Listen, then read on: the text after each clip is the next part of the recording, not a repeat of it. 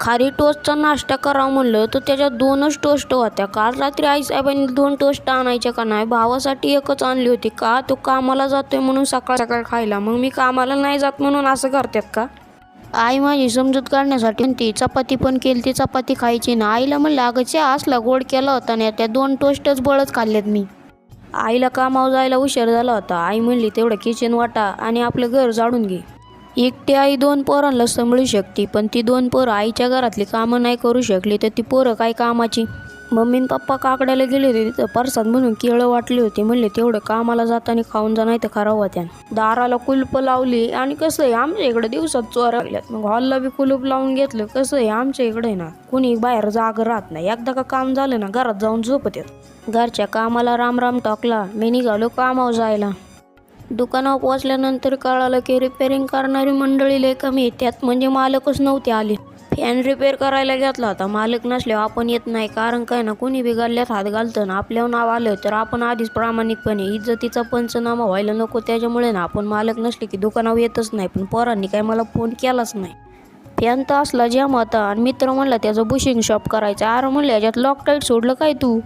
फॅनच्या झटापट्टीमध्ये आपल्या दोन्ही हातांना गंभीर जखमा झाल्या, पण ह्या गंभीर जखमांची मला सवय झालेली आहे, काही टेन्शन नाही.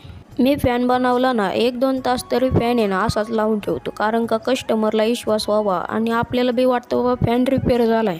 मी घरच्यांचा कुणाचा न डिसिजन घेता दुकानासमोरच्या गॅरेजमध्ये गाडी खोलायला टाकली होती, कारण का गाडीचं ब्रेक स्लिप झालं होतं. ह्यानी काय अशा चेऱ्या मारल्यात? म्हणलं टाळू पडलं नाही म्हणजे झालं.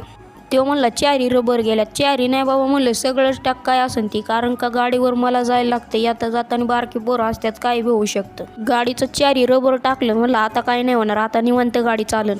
मी केली होती जेवायला सुट्टी. मित्राला म्हणलं होतं चल जेवाय, ते म्हणलं आपण 2घच जण आहे, मी काउंटर सांभाळतो. म्हणलं बरं भावा. जेवल्यानंतर मी डायरेक्ट घरी कल्टी मारली, कारण का रिपेअरिंग करायला काहीच सामान नव्हतं. मित्राला म्हणलं तू एकटाच काउंटर सांभाळ, मी जातो घरी. भूक लागली होती आणि घरात काय जेवाय नव्हतं. कसं आहे मग दणकवली बेळ. आता दिवाळी चालू नाही झाली तूच लोकांनी पॅम्पलेट बनवून घराघरात टाकाय चालू केलं. म्हणले बाजार कसा आहे बघावं, म्हणलं पटला तर घ्यायचा इथून.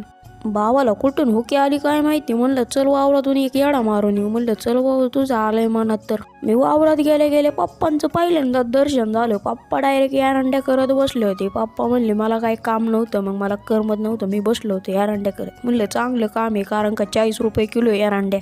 पप्पा पैसे बसून काम नाही जळणार, कारण का ज्या कामासाठी आलतो ते काम करतो. वालीला 1 नंबर फुलं लागली होती. वालीला येडा दिला जरा. कसं आहे माहिती आहे का, उन्हाची जरा तिरप असल्यामुळे ना फुलं लय गळत्यात.